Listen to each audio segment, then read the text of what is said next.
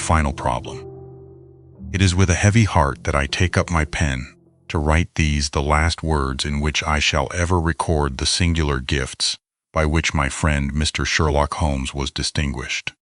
In an incoherent, and as I deeply feel, an entirely inadequate fashion, I have endeavored to give some account of my strange experiences in his company, from the chance which first brought us together at the period of the study in scarlet, up to the time of his interference in the matter of the naval treaty, an interference which had the unquestionable effect of preventing a serious international complication. It was my intention to have stopped there, and to have said nothing of that event, which has created a void in my life, which the lapse of 2 years has done little to fill. My hand has been forced, however, by the recent letters in which Colonel James Moriarty defends the memory of his brother, and I have no choice but to lay the facts before the public exactly as they occurred. I alone know the absolute truth of the matter, and I am satisfied that the time has come when no good purpose is to be served by its suppression. As far as I know, there have been only 3 accounts in the public press: that in the Journal de Genève on May 6, 1891, the Reuters dispatch in the English papers on May 7th, and finally the recent letter to which I have alluded. Of these, the first and second were extremely condensed, while the last is, as I shall now show, an absolute perversion of the facts. It lies with me to tell for the first time what really took place between Professor Moriarty and Mr. Sherlock Holmes. It may be remembered that after my marriage and my subsequent start in private practice, the very intimate relations which had existed between Holmes and myself became to some extent modified.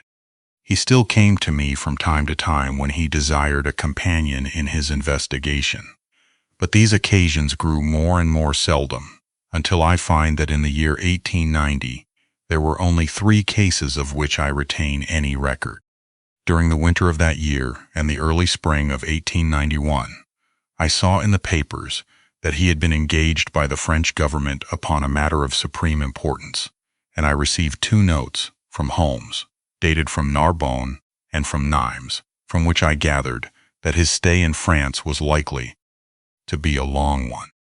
It was with some surprise, therefore, that I saw him walk into my consulting room upon the evening of the 24th of April. It struck me that he was looking even paler and thinner than usual. "Yes, I have been using myself up rather too freely," he remarked, in answer to my look rather than to my words. "I have been a little pressed of late. Have you any objection to my closing your shutters?" The only light in the room came from the lamp upon the table at which I had been reading. Holmes edged his way round the wall, and flinging the shutters together, he bolted them securely. "You are afraid of something?" I asked. "Well, I am." "Of what?" "Of air guns." "My dear Holmes, what do you mean?" "I think that you know me well enough, Watson, to understand that I am by no means a nervous man. At the same time, it is stupidity rather than courage to refuse to recognize danger when it is close upon you. Might I trouble you for a match?" He drew in the smoke of his cigarette as if the soothing influence was grateful to him. "I must apologize for calling so late," said he, "and I must further beg you to be so unconventional as to allow me to leave your house presently by scrambling over your back garden wall." "But what does it all mean?" I asked. He held out his hand, and I saw in the light of the lamp that 2 of his knuckles were burst and bleeding. "It is not an airy nothing, you see," said he, smiling. "On the contrary, it is solid enough for a man to break his hand over. Is Mrs. Watson in?" "She is away upon a visit." "Indeed, you are alone?" "Quite." "Then it makes it the easier for me to propose that you should come away with me for a week to the Continent." "Where?" "Oh, anywhere. It's all the same to me." There was something very strange in all this.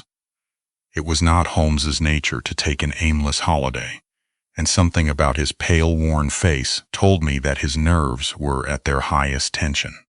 He saw the question in my eyes, and putting his fingertips together and his elbows upon his knees, he explained the situation. "You have probably never heard of Professor Moriarty?" said he. "Never."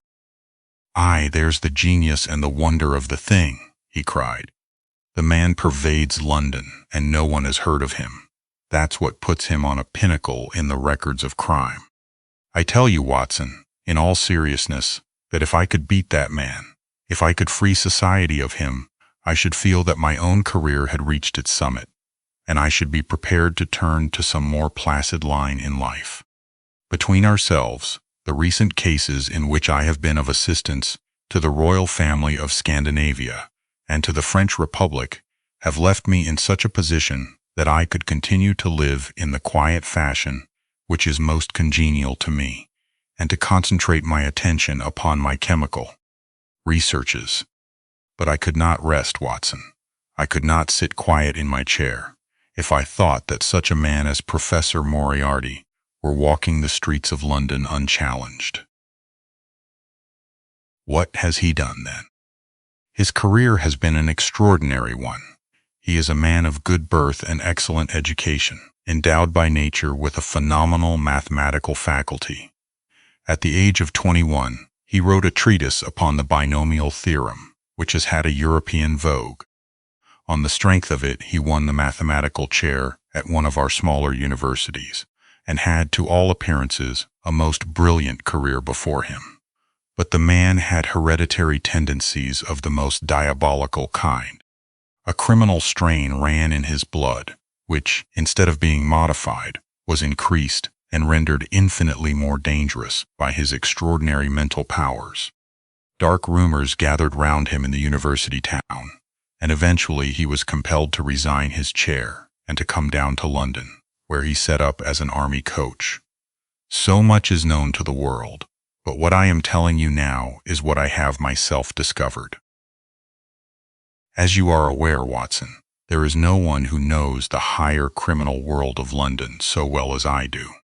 For years past, I have continually been conscious of some power behind the malefactor, some deep organizing power which forever stands in the way of the law and throws its shield over the wrongdoer.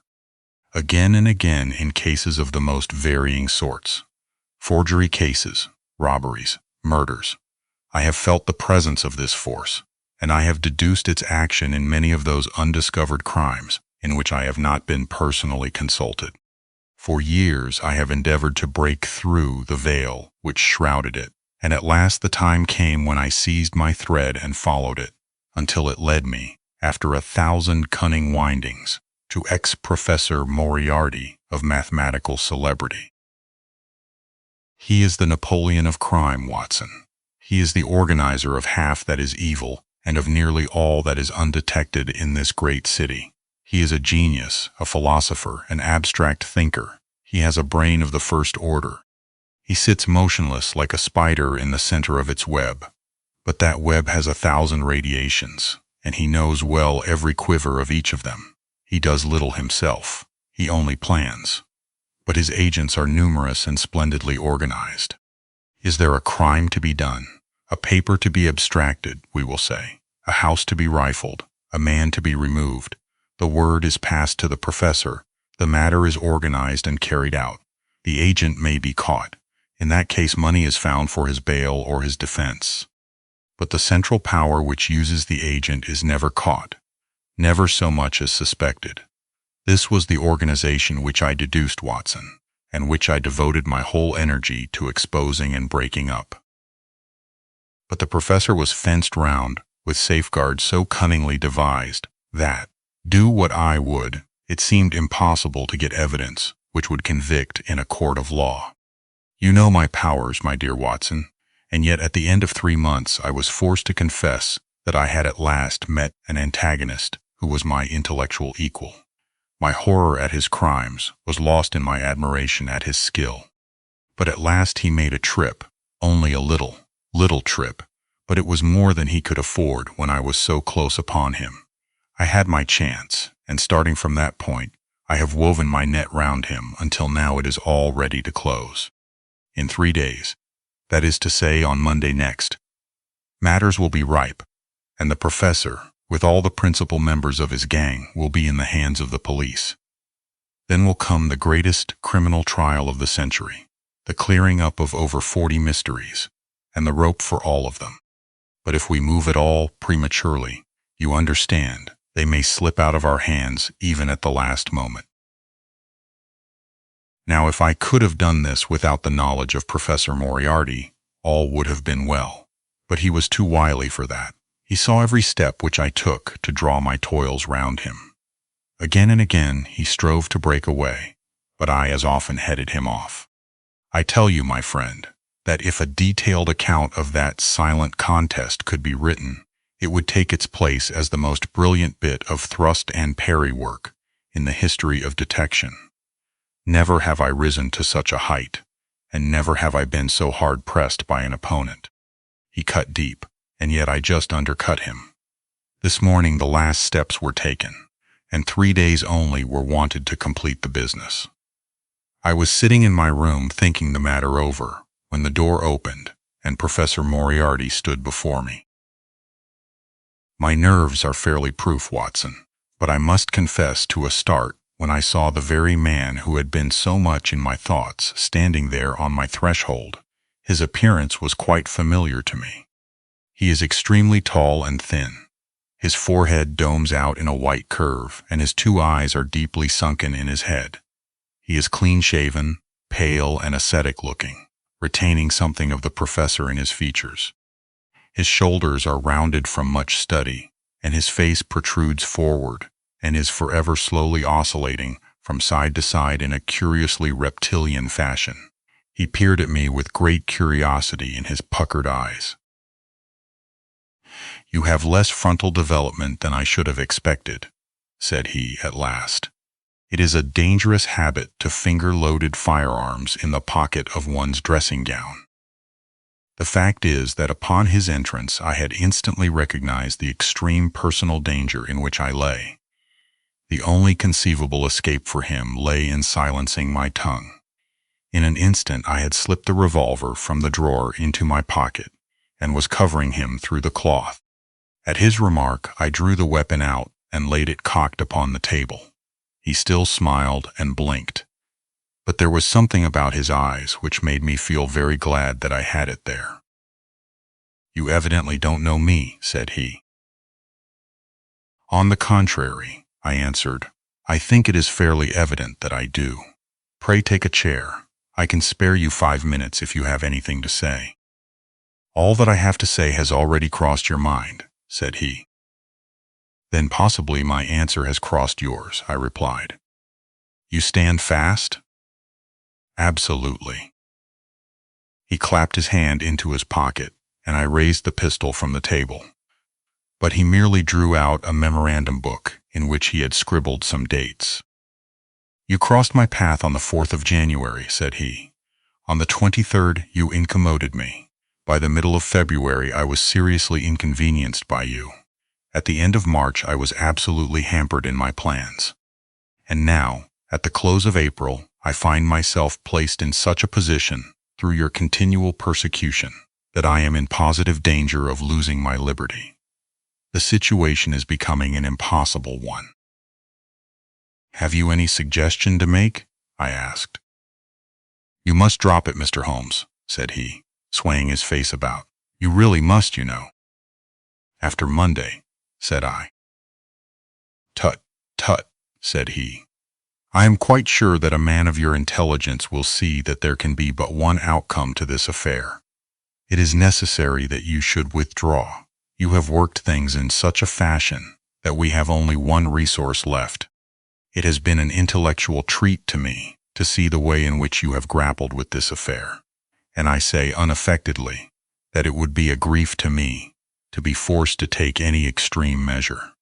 You smile, sir, but I assure you that it really would." "Danger is part of my trade," I remarked. "That is not danger," said he. "It is inevitable destruction. You stand in the way not merely of an individual, but of a mighty organization. the full extent of which you, with all your cleverness, have been unable to realize. You must stand clear, Mr. Holmes, or be trodden underfoot."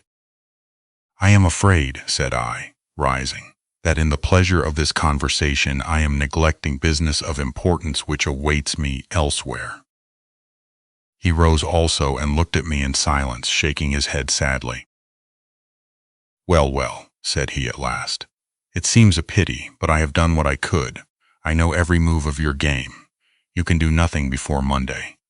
It has been a duel between you and me, Mr. Holmes. You hope to place me in the dock. I tell you that I will never stand in the dock. You hope to beat me. I tell you that you will never beat me.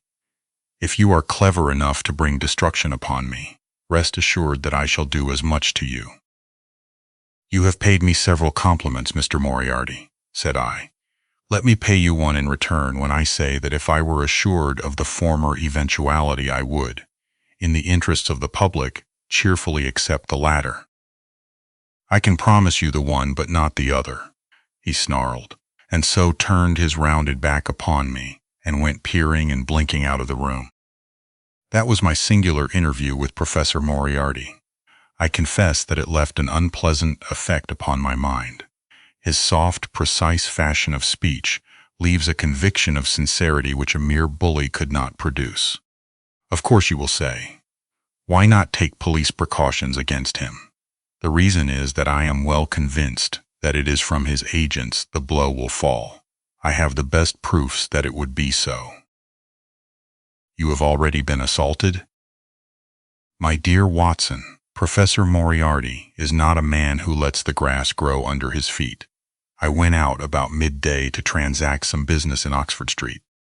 As I passed the corner which leads from Bentinck Street on to the Welbeck Street, crossing a two-horse van furiously driven, whizzed round and was on me like a flash. I sprang for the footpath and saved myself by the fraction of a second. The van dashed round by Marylebone Lane and was gone in an instant. I kept to the pavement after that, Watson. But as I walked down Vere Street, a brick came down from the roof of one of the houses and was shattered to fragments at my feet. I called the police and had the place examined. There were slates and bricks piled up on the roof preparatory to some repairs, and they would have me believe that the wind had toppled over one of these. Of course I knew better, but I could prove nothing. I took a cab after that and reached my brother's rooms in Pall Mall, where I spent the day. Now I have come round to you, and on my way I was attacked by a rough with a bludgeon. I knocked him down, and the police have him in custody. But I can tell you with the most absolute confidence that no possible connection will ever be traced between the gentleman upon whose front teeth I have barked my knuckles and the retiring mathematical coach, who is, I dare say, working out problems upon a blackboard 10 miles away. You will not wonder, Watson, that my first act on entering your rooms was to close your shutters, and that I have been compelled to ask your permission to leave the house by some less conspicuous exit than the front door. I had often admired my friend's courage, but never more than now, as he sat quietly checking off a series of incidents which must have combined to make up a day of horror. "You will spend the night here?" I said. "No, my friend, you might find me a dangerous guest. I have my plans laid, and all will be well. Matters have gone so far now that they can move without my help as far as the arrest goes, though my presence is necessary for a conviction. It is obvious, therefore, that I cannot do better than get away. For the few days which remain, before the police are at liberty to act, it would be a great pleasure to me, therefore, if you could come on to the continent with me." "The practice is quiet," said I, "and I have an accommodating neighbor. I should be glad to come." "And to start tomorrow morning?" "If necessary." "Oh yes, it is most necessary. Then these are your instructions, and I beg, my dear Watson, that you will obey them to the letter, for you are now playing a double-handed game with me against the cleverest rogue and the most powerful syndicate of criminals in Europe. Now listen. You will dispatch whatever luggage you intend to take by a trusty messenger unaddressed to Victoria tonight. In the morning, you will send for a hansom, desiring your man to take neither the first nor the second which may present itself. Into this hansom you will jump, and you will drive to the Strand end of the Lowther Arcade, handing the address to the cabman upon a slip of paper, with a request that he will not throw it away. Have your fare ready, and the instant that your cab stops, dash through the arcade, timing yourself to reach the other side at 9:15. You will find a small brougham waiting close to the curb, driven by a fellow with a heavy black cloak, tipped at the collar with red. Into this you will step, and you will reach Victoria in time for the Continental Express. Where shall I meet you? At the station. The second first-class carriage from the front will be reserved for us.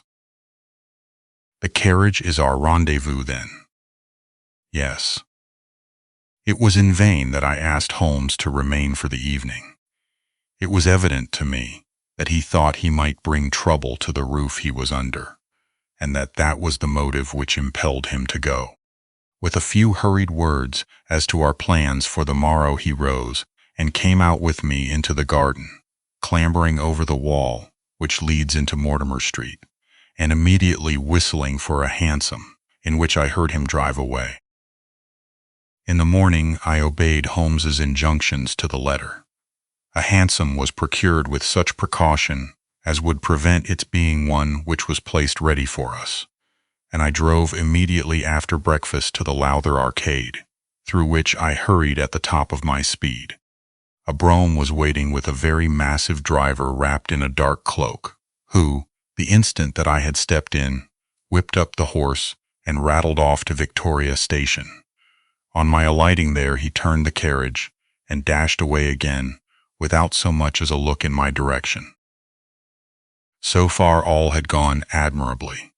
My luggage was waiting for me, and I had no difficulty in finding the carriage which Holmes had indicated, the less so as it was the only one in the train which was marked engaged. My only source of anxiety now was the non-appearance of Holmes. The station clock marked only 7 minutes from the time when we were due to start.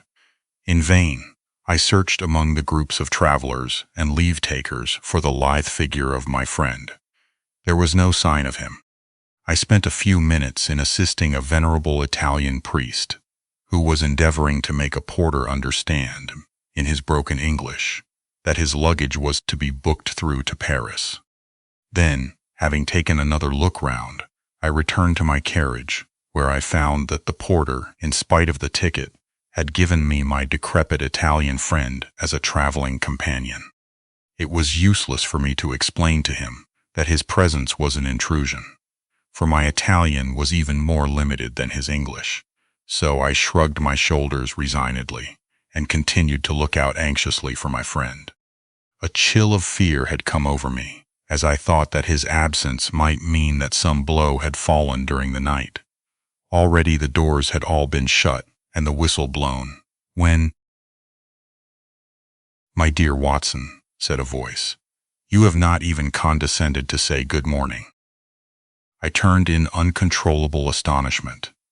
The aged ecclesiastic had turned his face towards me. For an instant the wrinkles were smoothed away, the nose drew away from the chin, the lower lip ceased to protrude, and the mouth to mumble. The dull eyes regained their fire, the drooping figure expanded. The next, the whole frame collapsed again, and Holmes had gone as quickly as he had come. "Good heavens!" I cried. "How you startled me!" "Every precaution is still necessary," he whispered. "I have reason to think that they are hot upon our trail. Ah, there is Moriarty himself." The train had already begun to move as Holmes spoke. Glancing back, I saw a tall man pushing his way furiously through the crowd and waving his hand as if he desired to have the train stopped. It was too late, however, for we were rapidly gathering momentum, and an instant later had shot clear of the station. "With all our precautions, you see that we have cut it rather fine," said Holmes, laughing. He rose and, throwing off the black cassock and hat which had formed his disguise, he packed them away in a handbag. Have you seen the morning paper, Watson? No. You haven't seen about Baker Street, then? Baker Street? They set fire to our rooms last night. No great harm was done. Good heavens, Holmes, this is intolerable. They must have lost my track completely after their bludgeon man was arrested. Otherwise, they could not have imagined that I had returned to my rooms. They have evidently taken the precaution of watching you, however, and that is what has brought Moriarty to Victoria. You could not have made any slip in coming. I did exactly what you advised. Did you find your brougham? Yes, it was waiting. Did you recognize your coachman? No. It was my brother Mycroft. It is an advantage to get about in such a case without taking a mercenary into your confidence. But we must plan what we are to do about Moriarty now. As this is an express, and as the boat runs in connection with it, I should think we have shaken him off very effectively. My dear Watson, you evidently did not realize my meaning when I said that this man may be taken as being quite on the same intellectual plane as myself. You do not imagine that if I were the pursuer, I should allow myself to be baffled by so slight an obstacle. Why then, should you think so meanly of him? What will he do? What I should do? What would you do then? Engage a special. But it must be late. By no means. This train stops at Canterbury, and there is always at least a quarter of an hour's delay at the boat. He will catch us there. One would think that we were the criminals. Let us have him arrested on his arrival. It would be to ruin the work of 3 months. We should get the big fish, but the smaller would dart right and left out of the net. On Monday we should have them all. No, an arrest is inadmissible. What then? We shall get out at Canterbury. And then, well, then we must make a cross-country journey to Newhaven, and so over to Dieppe. Moriarty will again do what I should do. He will get on to Paris, mark down our luggage, and wait for 2 days at the depot. In the meantime, we shall treat ourselves to a couple of carpet-bags, encourage the manufactures of the countries through which we travel, and make our way at our leisure into Switzerland via Luxembourg and Basel. At Canterbury, therefore, we alighted, only to find that we should have to wait an hour before we could get a train to Newhaven. I was still looking rather ruefully after the rapidly disappearing luggage van, which contained my wardrobe, when Holmes pulled my sleeve and pointed up the line. "Already, you see," said he. Far away from among the Kentish woods there rose a thin spray of smoke. A minute later, a carriage and engine could be seen flying along the open curve which leads to the station. We had hardly time to take our place behind a pile of luggage when it passed with a rattle and a roar, beating a blast of hot air into our faces. "There he goes," said Holmes as we watched the carriage swing and rock over the points. "There are limits, you see, to our friend's intelligence. It would have been a coup de maître had he deduced what I would deduce and acted accordingly. And what would he have done had he overtaken us? There cannot be the least doubt that he would have made a murderous attack upon me. It is, however, a game at which two may play. The question now is whether we should take a premature lunch here, or run our chance of starving before we reach the buffet at Newhaven. We made our way to Brussels that night, and spent 2 days there, moving on upon the 3rd day, as far as Strasbourg. On the Monday morning Holmes had telegraphed to the London police, and in the evening we found a reply waiting for us at our hotel. Holmes tore it open, and then with a bitter curse, hurled it into the grate. "I might have known it," he groaned. "He has escaped. Moriarty? They have secured the whole gang with the exception of him. He has given them the slip. Of course, when I had left the country, there was no one to cope with him. But I did think that I had put the game in their hands. I think that you had better return to England, Watson." Why? Because you will find me a dangerous companion now. This man's occupation is gone. He is lost if he returns to London. If I read his character right, he will devote his whole energies to revenging himself upon me. He said as much in our short interview, and I fancy that he meant it. I should certainly recommend you to return to your practice. It was hardly an appeal to be successful with one who was an old campaigner as well as an old friend. We sat in the Strasbourg Salamander, arguing the question for half an hour, but the same night we had resumed our journey and were well on our way to Geneva. For a charming week we wandered up the valley of the Rhone, and then, branching off at Luc, we made our way over the Gemmi Pass, still deep in snow, and so by way of Interlaken to Meiringen. It was a lovely trip, the dainty green of the spring below, the virgin white of the winter above. But it was clear to me that never for one instant did Holmes forget the shadow which lay across him. In the homely alpine villages, or in the lonely mountain passes, I could tell by his quick glancing eyes and his sharp scrutiny of every face that passed us, that he was well convinced that, walk where we would, we could not walk ourselves clear of the danger which was dogging our footsteps. Once, I remember, as we passed over the Gemmi and walked along the border of the melancholy Doben Sea, a large rock which had been dislodged from the ridge upon our right clattered down and roared into the lake behind us. In an instant, Holmes had raced up onto the ridge and, standing upon a lofty pinnacle, craned his neck in every direction. It was in vain that our guide assured him that a fall of stones was a chance in the springtime at that spot. He said nothing, but he smiled at me with the air of a man who sees the fulfillment of that which he had expected. And yet, for all his watchfulness, he was never depressed. On the contrary, I can never recollect having seen him in such exuberant spirits. Again and again he recurred to the fact that if he could be assured that society was freed from Professor Moriarty, he would cheerfully bring his own career to a conclusion. I think that I may go so far as to say, Watson, that I have not lived wholly in vain, he remarked. If my record were closed tonight, I could still survey it with equanimity. The air of London is the sweeter for my presence. In over 1,000 cases, I am not aware that I have ever used my powers upon the wrong side. Of late, I have been tempted to look into the problems furnished by nature, rather than those more superficial ones for which our artificial state of society is responsible.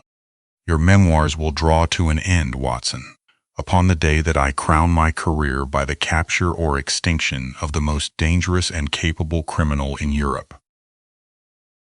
I shall be brief, and yet exact in the little which remains for me to tell. It is not a subject on which I would willingly dwell, and yet I am conscious that a duty devolves upon me to omit no detail. It was on the 3rd of May that we reached the little village of Meiringen, where we put up at the Englischer Hof, then kept by Peter Steiler the elder. Our landlord was an intelligent man, and spoke excellent English, having served for 3 years as waiter at the Grosvenor Hotel in London. At his advice, on the afternoon of the 4th we set off together, with the intention of crossing the hills and spending the night at the hamlet of Rosenlaui. We had strict injunctions, however, on no account to pass the falls of Reichenbach, which are about halfway up the hill, without making a small détour to see them. It is indeed a fearful place. The torrent, swollen by the melting snow, plunges into a tremendous abyss from which the spray rolls up like the smoke from a burning house. The shaft into which the river hurled itself is an immense chasm, lined by glistening coal-black rock, and narrowing into a creaming, boiling pit of incalculable depth, which brims over and shoots the stream onward over its jagged lip. The long sweep of green water, roaring forever down, and the thick flickering curtain of spray, hissing forever upward, turn a man giddy with their constant whirl and clamor. We stood near the edge, peering down at the gleam of the breaking water far below us against the black rocks, and listening to the half-human shout which came booming up with the spray out of the abyss.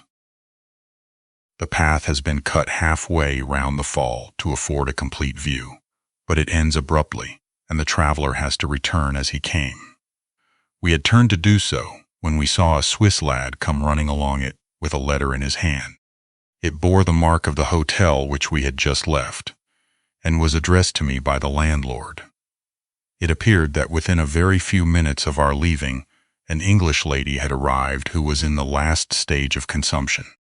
She had wintered at Davos Platz and was journeying now to join her friends at Lucerne, when a sudden hemorrhage had overtaken her. It was thought that she could hardly live a few hours, but it would be a great consolation to her to see an English doctor, and, if I would only return, etc. The good Styler assured me in a postscript that he would himself look upon my compliance as a very great favor, since the lady absolutely refused to see a Swiss physician, and he could not but feel that he was incurring a great responsibility. The appeal was one which could not be ignored. It was impossible to refuse the request of a fellow countrywoman dying in a strange land. Yet I had my scruples about leaving Holmes. It was finally agreed, however, that he should retain the young Swiss messenger with him as guide and companion while I returned to Meiringen. My friend would stay some little time at the fall, he said, and would then walk slowly over the hill to Rosenlaui, where I was to rejoin him in the evening. As I turned away, I saw Holmes, with his back against a rock and his arms folded, gazing down at the rush of the waters. It was the last that I was ever destined to see of him in this world. When I was near the bottom of the descent, I looked back. It was impossible, from that position, to see the fall, but I could see the curving path which winds over the shoulder of the hill and leads to it. Along this a man was, I remember, walking very rapidly. I could see his black figure clearly outlined against the green behind him. I noted him, and the energy with which he walked, but he passed from my mind again, as I hurried on upon my errand. It may have been a little over an hour before I reached Meiringen. Old Styler was standing at the porch of his hotel. "Well," said I as I came hurrying up, "I trust that she is no worse?" A look of surprise passed over his face, and at the first quiver of his eyebrows my heart turned to lead in my breast. "You did not write this," I said, pulling the letter from my pocket. "There is no sick Englishwoman in the hotel?" "Certainly not," he cried, "but it has the hotel mark upon it. Ha! It must have been written by that tall Englishman who came in after you had gone," he said. But I waited for none of the landlord's explanations. In a tingle of fear, I was already running down the village street and making for the path which I had so lately descended. It had taken me an hour to come down. For all my efforts, 2 more had passed before I found myself at the fall of Reichenbach once more. There was Holmes's alpine-stock still leaning against the rock by which I had left him. But there was no sign of him, and it was in vain that I shouted. My only answer was my own voice, reverberating in a rolling echo from the cliffs around me. It was the sight of that alpine-stock which turned me cold and sick. He had not gone to Rosenlaui, then. He had remained on that 3-foot path, with sheer wall on one side and sheer drop on the other, until his enemy had overtaken him. The young Swiss had gone too. He had probably been in the pay of Moriarty, and had left the 2 men together. And then what had happened? Who was to tell us what had happened then? I stood for a minute or two to collect myself, for I was dazed with the horror of the thing. Then I began to think of Holmes's own methods, and to try to practice them in reading this tragedy. It was, alas, only too easy to do. During our conversation, we had not gone to the end of the path, and the alpine-stock marked the place where we had stood. The blackish soil is kept forever soft by the incessant drift of spray, and a bird would leave its tread upon it. 2 lines of footmarks were clearly marked, along the farther end of the path, both leading away from me. There were none returning. A few yards from the end, the soil was all plowed up into a patch of mud, and the branches and ferns which fringed the chasm were torn and bedraggled. I lay upon my face and peered over, with the spray spouting up all around me. It had darkened since I left, and now I could only see here and there the glistening of moisture upon the black walls, and far away down at the end of the shaft the gleam of the broken water. I shouted, but only the same half-human cry of the fall was borne back to my ears. But it was destined that I should after all have a last word of greeting from my friend and comrade. I have said that his alpine stock had been left leaning against a rock, which jutted on to the path. From the top of this boulder the gleam of something bright caught my eye, and raising my hand, I found that it came from the silver cigarette case which he used to carry. As I took it up, a small square of paper upon which it had lain fluttered down onto the ground. Unfolding it, I found that it consisted of 3 pages torn from his notebook and addressed to me. It was characteristic of the man that the direction was precise, and the writing as firm and clear as though it had been written in his study. "My dear Watson," he said, "I write these few lines through the courtesy of Mr. Moriarty, who awaits my convenience for the final discussion of those questions which lie between us. He has been giving me a sketch of the methods by which he avoided the English police, and kept himself informed of our movements. They certainly confirm the very high opinion which I had formed of his abilities. I am pleased to think that I shall be able to free society from any further effects of his presence, though I fear that it is at a cost which will give pain to my friends, and especially, my dear Watson, to you. I have already explained to you, however, that my career had in any case reached its crisis, and that no possible conclusion to it could be more congenial to me than this. Indeed, if I may make a full confession to you, I was quite convinced that the letter from Meiringen was a hoax, and I allowed you to depart on that errand under the persuasion that some development of this sort would follow. Tell Inspector Patterson that the papers which he needs to convict the gang are in Pigeonhole M, done up in a blue envelope and inscribed Moriarty. I made every disposition of my property before leaving England, and handed it to my brother Mycroft. Pray give my greetings to Mrs. Watson, and believe me to be, my dear fellow, very sincerely yours, Sherlock Holmes. A few words may suffice to tell the little that remains. An examination by experts leaves little doubt that a personal contest between the 2 men ended, as it could hardly fail to end in such a situation, in their reeling over, locked in each other's arms. Any attempt at recovering the bodies was absolutely hopeless, and there, deep down in that dreadful cauldron of swirling water and seething foam, will lie for all time the most dangerous criminal and the foremost champion of the law of their generation. The Swiss youth was never found again, and there can be no doubt that he was one of the numerous agents whom Moriarty kept in his employ. As to the gang, it will be within the memory of the public how completely the evidence which Holmes had accumulated exposed their organization, and how heavily the hand of the dead man weighed upon them. Of their terrible chief few details came out during the proceedings, and if I have now been compelled to make a clear statement of his career, it is due to those injudicious champions who have endeavored to clear his memory by attacks upon him, whom I shall ever regard as the best and the wisest man whom I have ever known. The end.